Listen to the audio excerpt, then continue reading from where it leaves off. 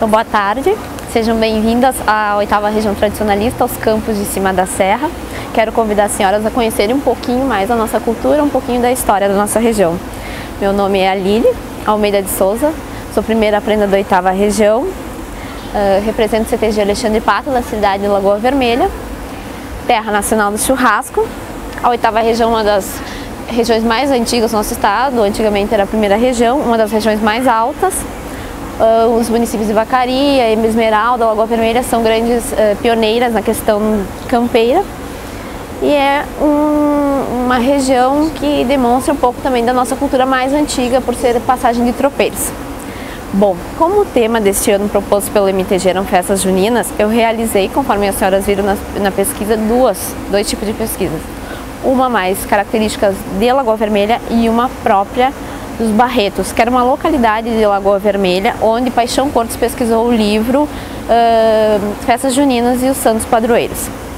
Tentei resgatar um pouco dessa história, do que ele conseguiu fazer naquela época para escrever o livro e também para trazer para vocês um pouco daquilo que eu consegui pesquisar. As festas juninas, elas são festas para homenagear os santos.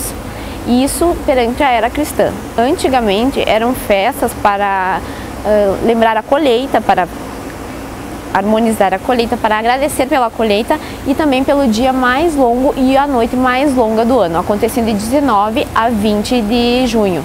Depois, na era cristã, conforme os santos padroeiros, foi designada a data certa. Conforme a região do nosso país, as festas juninas tomam características diferentes. Na região do Nordeste é mais escutado Luiz Gonzaga, na região do Sul é Capelinha de Melão e demais canções. Na região Sul, quando nas festas juninas, porque hoje nós temos as festas caipiras, né, no nosso estado, quando das festas juninas eram músicas gaúchas. A culinária realizada nas festas juninas tinha um pouco mais de comidas que lembravam as contribuições indígenas, que eram as raízes, né? A mandioca, a batata doce, a pipoca, que era o do milho e demais comidas. Depois foi introduzido com a chegada dos açorianos e portugueses demais alimentos, como o milho, como a própria rapadura, o amendoim, que também era dos indígenas, mas começou a ser preparado de maneira diferente. Bom, na realização dessa pesquisa na cidade de Lagoa Vermelha, realizei com pessoas mais novas para ver as certas diferenças da primeira pesquisa realizada pelo Paixão até os dias de hoje. Na cidade de Lagoa Vermelha, especificamente, encontrei coisas mais similares ao que acontecem hoje, como o uso do quentão, como as fogueiras, claro que não eram fogueiras daquelas primeiras, enormes, que eram reverenciadas dos santos, onde depois o pessoal pulava. As festas eram mais recentes, nas escolas, nas comunidades. As pessoas tinham o costume de sair à noite para ver em qual comunidade tinha maior fogueira, qual festa era maior. Hoje em dia a gente não tem mais isso, né? É um pouco diferente. Hoje nós temos mais as festas caipiras, que tem mais a característica do pessoal de São Paulo. Nas festas realizadas em Lagoa Vermelha, com esse pessoal mais novo que eu pude pesquisar, já encontrei o quentão, que não é algo característico da região da 8ª Região, porque é uma região que foi formada a partir do tropeirismo, então os italianos chegaram tempos depois, o vinho não existia na nossa região.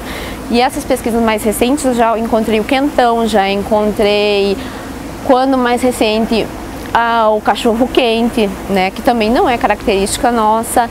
As danças já não eram mais as gauchescas, já estavam incorporadas danças de São Paulo, danças de quadrilha, porque remotamente as danças não eram quadrilha, era a meia canha, que era a polca de relação, onde se trocava os versos, né?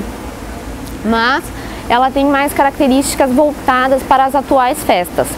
Quando voltei para tentar resgatar essa história que Paixão escreveu o primeiro livro dele de folclore sobre festas juninas, foi na localidade de Barretos, hoje pertence ao município de Capão Bonito do Sul, não é mais Lagoa, ela se emancipou. E tentei resgatar as famílias antigas que fizeram parte dessa história.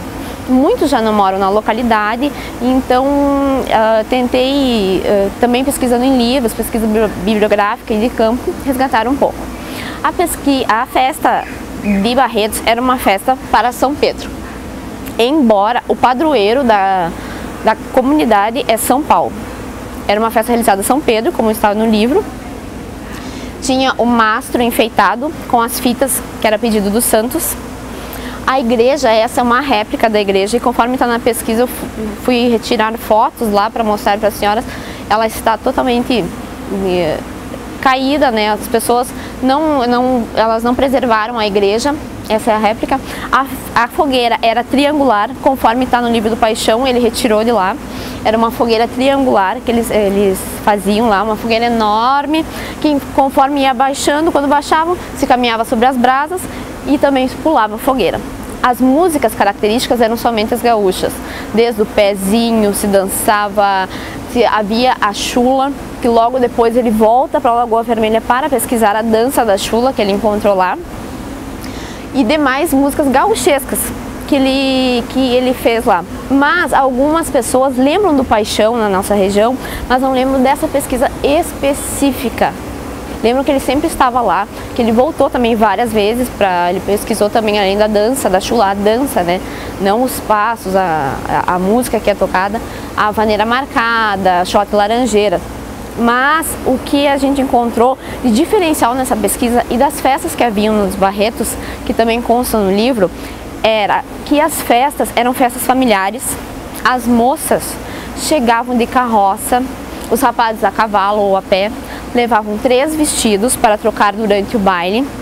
E o diferencial da comida, que era a principal também pesquisa que fiz para apresentar para as senhoras, era o churrasco, que era servido pelo festeiro, em doação, em atenção para responder a promessa que ele fez, né? Se ele fosse atendido, ele fazia o churrasco, servia o churrasco, a farofa de pinhão com charque, que também é característico, porque o pinhão é dos campos de cima da serra, né, dos pinheirais, então o pinhão era muito utilizado na nossa culinária, as broas de milho, a cachaça, por não ser uma região onde já havia os italianos, e também o churrasco, a cachaça, deixa eu lembrar que era uma coisa bem importante. O churrasco, sim, os licores. Os licores eram servidos durante o baile. Havia um baile onde elas tiravam as paredes dos galpões ou da comunidade, porque era todas de madeira, né? Abriam os galpões, faziam o baile, as moças trocavam os vestidos, lá pela meia-noite serviam um café. À tarde, no amanhecer deste baile, quando estava terminando a festa, o pessoal estava pulando a fogueira, caminhando sobre as brasas, servia-se outro café para o pessoal ir embora. E tinham características mais diversas, como por exemplo, do mastro. Conforme o mastro virava do santo, se escolhia o novo festeiro da festa. Então, se virasse para esse lado, o morador mais próximo seria o festeiro. Essas festas foram bem tradicionais, hoje elas não existem mais. Acredito que cabe a nós, como tradicionalistas, talvez como formadores de opiniões e líderes, resgatar essa cultura um pouco, principalmente a questão dessa comunidade, que hoje ela está, os antigos moradores que faziam essas festas não se encontram mais lá, tem novos moradores, então se perdeu um pouco daquele sentimento de nativismo pelo chão. A igreja ela tem um processo judicial, uns querem derrubar, outros querem manter, então foi uma questão assim mais cultural que eu quis resgatar mesmo dessa cultura, além das comidas que eram características, mas as comidas nas festas juninas não se diferenciam muito de região para outra. O que pode acontecer, claro, é do pinhão, que é característico da nossa região, mas a cachaça, o vinho, o quentão é sempre nas regiões todas, então eu quis contar um pouco da história para vocês. Certo? Então eu quero saber se tem alguma pergunta.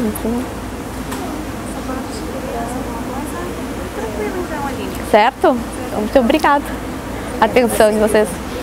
A lembrança depois eu entrego. Tá? Obrigada. Eu que agradeço.